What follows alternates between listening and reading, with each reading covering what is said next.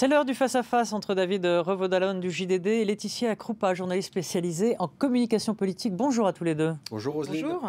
Alors le gouvernement est donc passé en force sur la réforme des retraites avec comme arme constitutionnelle le 49.3. Les deux motions de censure déposées par la gauche et la droite sont tombées à plat, comme prévu.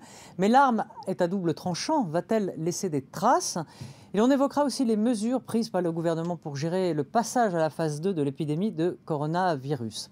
Alors sans suspense donc, les motions de censure n'ont pas renversé le gouvernement faute de majorité. Un coup d'épée dans l'eau, le gouvernement va pouvoir passer à autre chose, mais cette séquence va-t-elle laisser des traces, notamment dans la majorité, puisque certains ont déjà claqué la porte? Oui, on assiste déjà à des départs. On a même une députée qui a voté la motion de censure, ce qui est quand même pour le moins surprenant, c'est assez rare.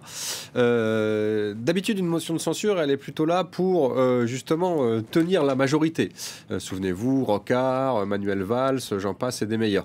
Là, c'était évidemment pour mettre fin au processus de guérilla parlementaire des Insoumis et des communistes, à l'obstruction qui avait été mise en place sur ce texte. Mais voilà, finalement, le paradoxe, c'est qu'à l'arrivée, ça va plutôt créer des remous dans la majorité, où beaucoup de gens, et pas seulement au sein de l'aile gauche de cette majorité, considèrent que le gouvernement a fait un coup de force et que sur cette réforme extrêmement importante, sur un sujet social qui évidemment touche tout le monde, puisqu'il s'agit des retraites, eh bien, il fallait prendre le temps de la concertation avec les syndicats, mais aussi du débat parlementaire. Donc, je pense que c'est plutôt dans la majorité que ça va laisser des traces. Est-ce que, dans le fond, le gouvernement avait le choix? Soit il laissait effectivement cette obstruction faire son œuvre, et on y était encore à Noël, ou bien il fallait effectivement trancher d'un coup sec. Et à chaque fois, c'est vrai, tout le monde s'offusque du 49.3, mais il est dans la Constitution, donc c'est un droit constitutionnel. Oui, c'est un droit constitutionnel, mais ça va laisser des traces dans la majorité, certes, mais enfin les départs sont minoritaires, c'est surtout dans l'opinion publique que ça laisse des traces. C'est-à-dire que ça accentue encore cette image d'un gouvernement sourd, qui n'écoute pas, qui ne veut pas discuter, qui ne négocie pas, ce qu'il nous avait pourtant promis avec ce qu'il appelle, parce que c'est un élément de langage, l'acte 2 du quinquennat d'Emmanuel Macron. On n'y est pas du tout. En plus, c'est déclenché un samedi soir. Le timing est surprenant.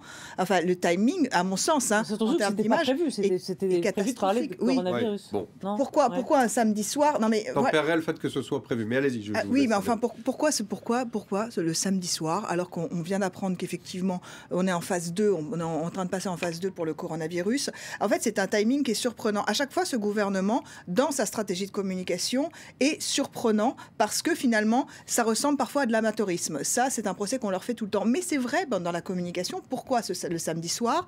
Après le 49.3, oui, c'est constitutionnel. Mais on n'est certes pas dans une démocratie de sondage. Mais quand on regarde les sondages, 2 Français sur 3 sont contre, globalement, et continuent à dire qu'ils ne veulent pas de cette réforme. Pourquoi ils ne veulent pas de cette réforme des retraites? Parce qu'ils ne savent pas ce qu'il y a dedans. C'est tout. C'est l'argument de la droite, de dire on ne va pas voter pour une coquille vide. Ce qui est vrai. Mais peut-être sur ce que disait Laetitia, je vois, vous n'êtes pas d'accord. Non, alors sur le fond, moi je ne suis pas scandalisé ni par le 49.3, ni par la guérilla d'obstruction. Oui, parce que chacun utilise. Il s'agit de la Constitution, donc c'est de bonne guerre. Alors c'est pas forcément terrible en termes de spectacle démocratique, mais voilà, c'est le jeu de la démocratie. Peut-être qu'il faut le changer, mais en tout cas, personne n'a commis. C'est pas le jeu qui est catastrophique, c'est le gouvernement qui passe en force. Si vous me laissez terminer, merci.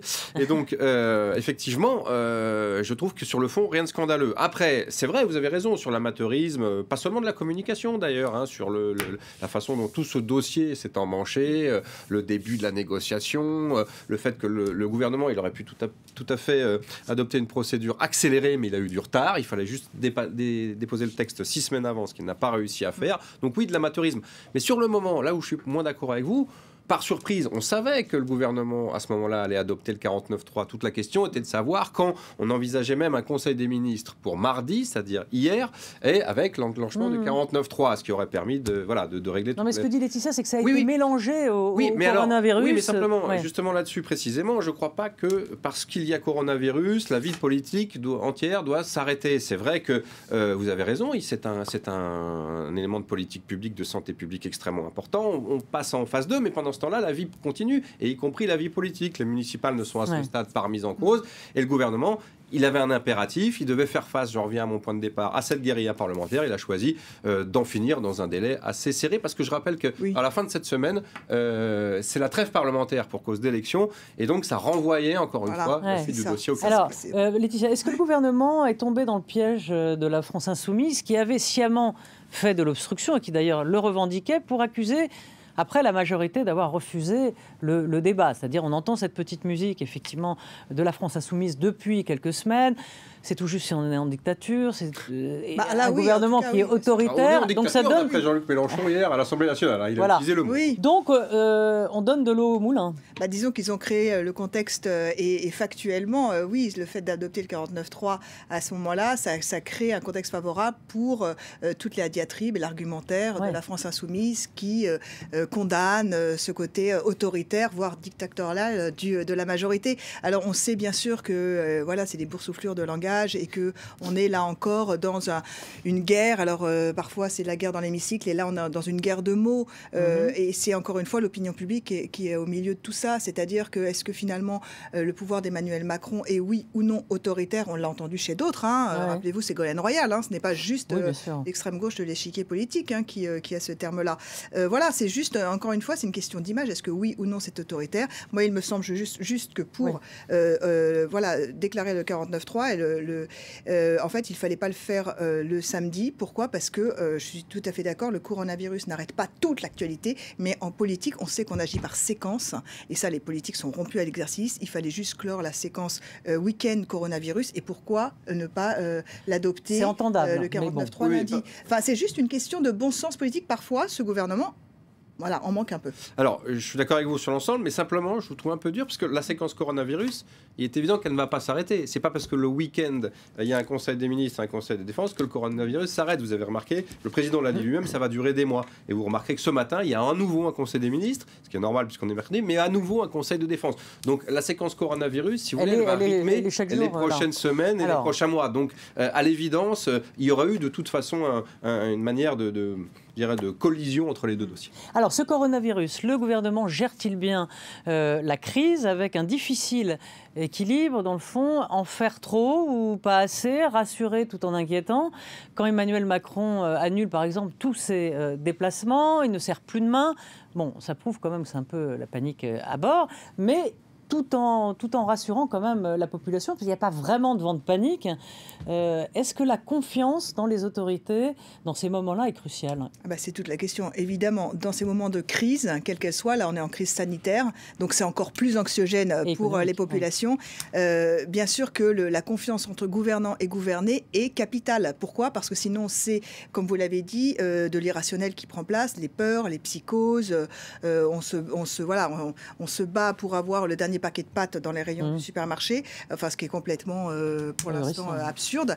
Donc, bien sûr que, en fait, occuper le terrain de la rationalité et de la cohérence des mesures, là, je ne sais pas si on a le temps, mais il y a un tout petit peu, parfois, de manque de cohérence. Match de foot, VS, en fait, il y a encore des incompréhensions.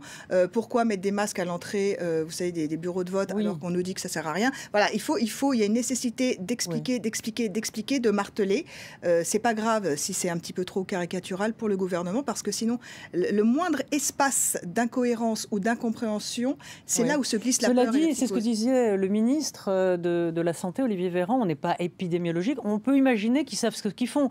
Quand ils ouvrent effectivement le Louvre, mais qu'ils disent que dans d'autres espaces confinés de plus de 5000 personnes, or il y a plus, j'imagine, plus de 5000 personnes qui rentrent par jour au Louvre, ça paraît pas cohérent, mais est-ce qu'il y a une cohérence qui nous échappe? Là, il s'agit de procédures de santé publique qui relèvent d'ailleurs pas vraiment du gouvernement. Ce sont des procédures qui sont inscrites dans le marbre, notamment suite à des grandes crises sanitaires qu'on a eues par le passé.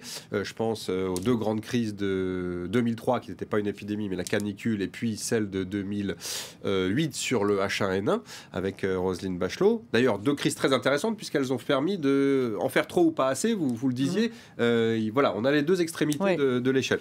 Mais simplement, pour l'instant, je crois que le gouvernement, il est est plutôt présent, il fait le job. On n'est pas dans une situation, vous le disiez, à la fois épidémique grave à ce stade, ni de psychose, comme le disait Laetitia. Donc, pour l'instant, il n'y a pas énormément de soucis. Simplement, je crois que si d'aventure l'épidémie progresse, qui semble être promis par le corps médical, si effectivement le sentiment de panique ou de peur, du moins, progresse, avec des ruées sur les supermarchés, etc., là, ça va être plus compliqué. Et de toute façon, je crois que le gouvernement, on lui fera toujours le reproche d'en avoir pas fait assez à long terme, alors qu'on ne lui fera jamais le reproche d'en avoir fait trop. Je prends l'exemple de Roselyne Bachelot, vous vous souvenez ? Oui, avec les vaccins. Les 94 millions de vaccins qui avaient été commandés. Après, ça avait fait toute une polémique avec le coût, bien sûr, plus de, je crois, 300 ou 400 millions d'euros, d'après la Cour des comptes, des accusations de lien avec les laboratoires médicaux. Mais je crois que cette polémique n'était rien à côté de ce qu'elle aurait été si d'aventure la crise aurait été grave, avec des milliers ou des dizaines de milliers de morts, et si le gouvernement avait été en deçà de la main. Donc, pour un exécutif, traditionnellement, il faut toujours en faire plus que pas assez, c'est une évidence. Mais c'est vrai que la com politique de l'exécutif, qui quand même en fait des tonnes, plus la couverture média massive sur ce sujet-là, crée forcément un climat anxiogène. Et c'est ça qu'il faut savoir gérer après. Merci à tous les deux. On se retrouve pour la politique demain dans l'émission à 17h15 avec Jean-Marie Colombani et nos invités. À très vite. Merci.